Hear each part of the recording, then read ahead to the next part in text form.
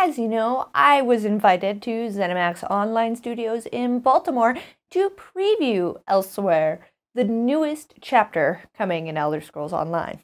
Part of the Elseweyr chapter, which includes the Khajiit land, dragons, and more, is a brand new class, the Necromancer.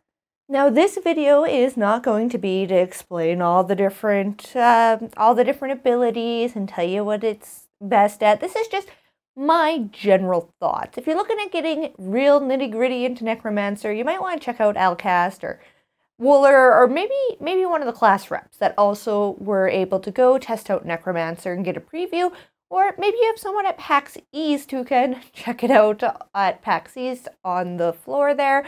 Sorry, not actually in PAX East, but at Bethesda Game Days right beside it. Necromancer. So Necromancer has some cool things, and the first thing I'm not sure how I feel about.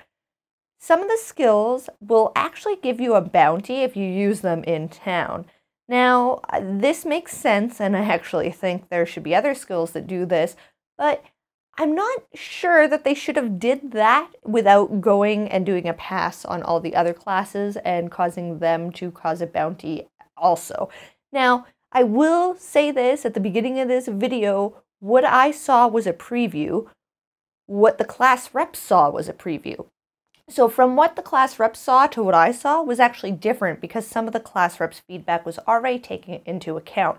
So what I'm saying versus what you see at Bethesda Game Days versus what comes out on the PTS could be different. But I didn't see any of the other classes have any of their skills change to include this new bounty system when it's something that's probably illegal in Tamriel. A lot of this I actually used my regular Magplar. I did try Necromancer, but I won't lie, I just kind of fumble around and button mash, and nothing really made sense. With Necromancer, something that's really important is actually like keeping track of corpses and keeping track of your own corpses from pets that you summoned, and it was just a little bit too much for me to try to figure out in the short time I had to play with it. So I did play on my Magplar, but I played alongside a lot of others who chose to focus on that Necromancer. I will say the coolest skill of the Necromancer is the Resurrection Ultimate. Now, I don't feel this skill is too strong because it is an ultimate, and yes, it does exactly what you think it does. It resurrects your allies. Keep in mind, it resurrects 3 allies. So I think the fact that it resurrects 3 kind of helps, balance it a bit in PvP. It is huge in dungeons. You can literally be the last person standing and whoop, resurrect your entire team. It is so cool. It was so refreshing, and it gave you like a second or third chance at the dungeon you were doing. Some of the skills that you did use, like I said, they were all about the corpses, and you had to target the corpses, and I wasn't sure how I felt about that.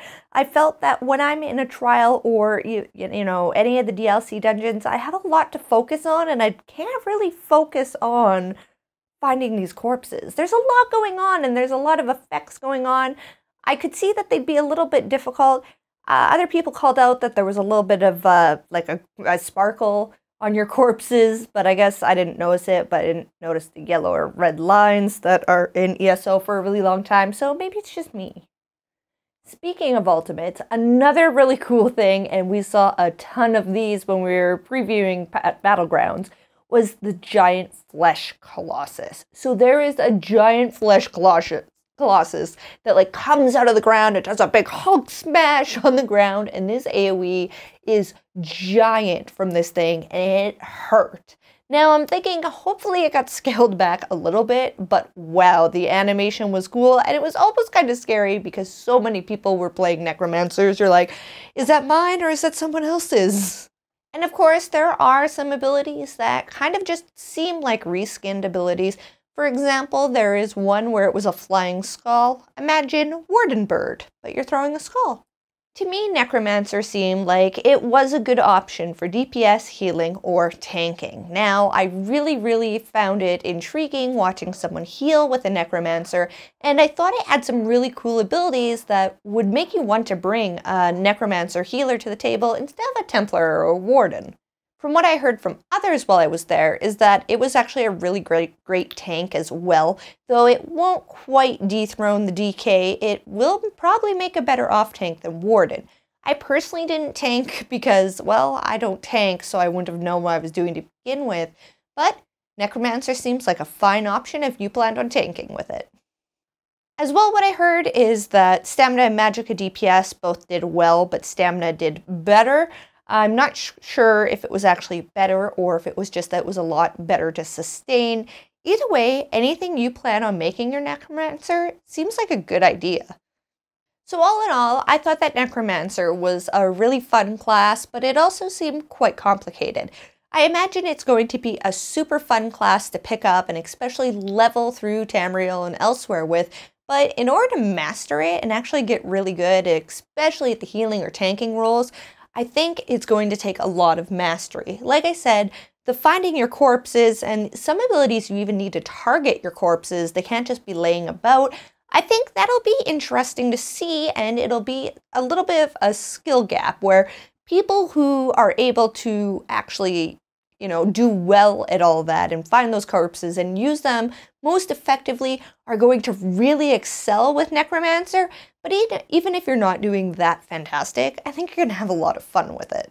Oh, and if you're wondering, there is a lot of stamina morphs. So think how the Warden had so many stamina morphs. Pretty sure the Necromancer has even more. So I guess that's my quick thoughts on Necromancer.